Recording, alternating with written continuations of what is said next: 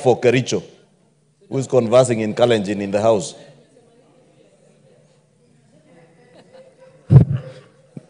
The book of Hebrews, Honorable Speaker, 13:16 says, but to do good and to communicate, forget not, for with such sacrifices God is pleased.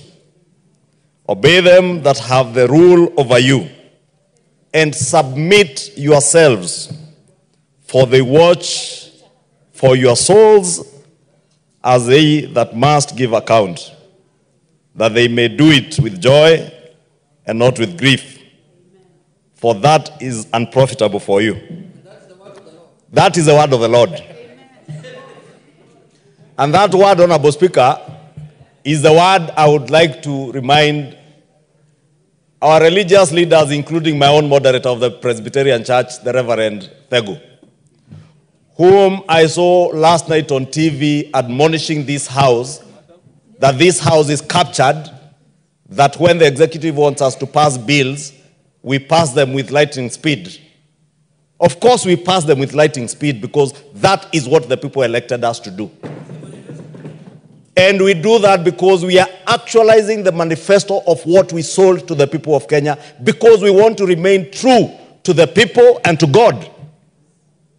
Therefore, because you are my moderator, you cannot admonish me simply because you hail from Nyeri and you think the impeachment process moved with speed. That speed is what is expected of us under the Constitution. The Constitution gives us timelines as to when and how you prosecute an impeachment process. And let me say, Honorable Speaker, because the Honorable Juneta has done good to raise this issue, we must not be afraid to tell our religious leaders that even when we do good, as the book of Hebrews tells us, when we give in church, we do not give in church to please the bishop, the moderator, the reverend, not even the church members, the congregations in our churches. We do it because the good book in the Bible tells us, do good and communicate because it is pleasing to God. I never go to church to please my bishop. I never go to church to please my moderator. I neither go to church to satisfy the whims of my reverend. I go to church and do what I do because it is pleasing to my God, and we shall continue to do it.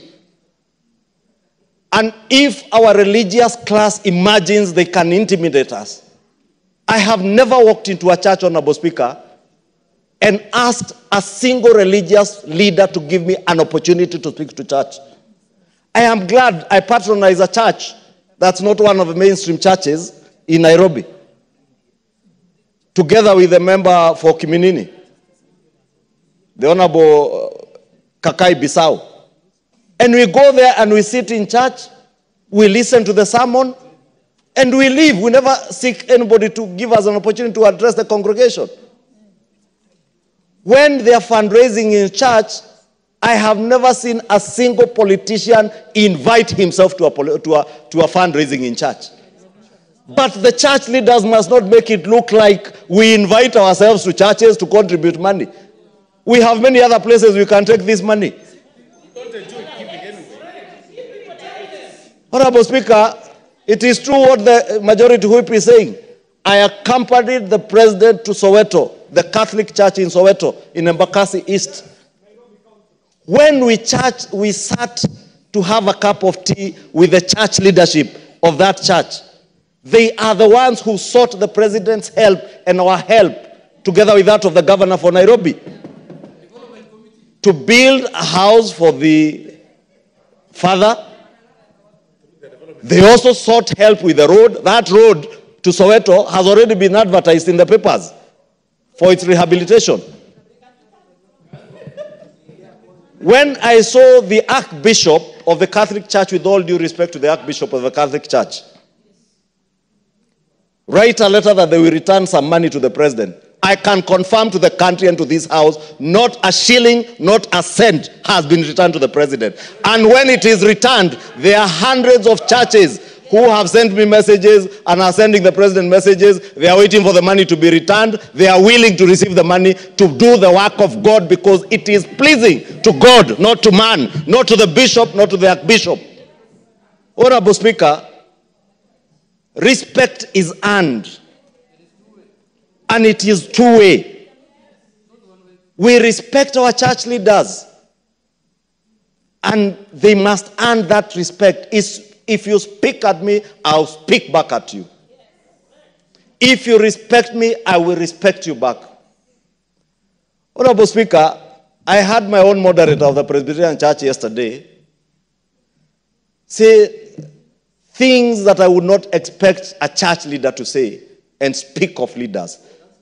Because, again, if you read the book of Romans, it calls Romans 13, I think verse 1 to 4.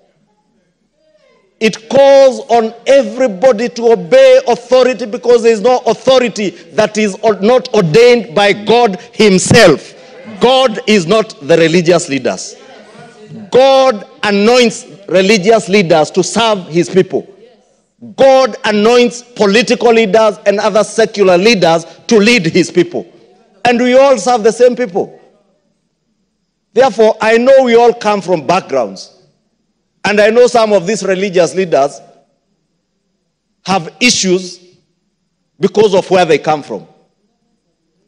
But they must divorce their personal feelings from their church work. At times there are things I also want to say because based on where I come from. But I remember I am a leader in this country, a national leader. There are certain things I cannot say or do as a leader.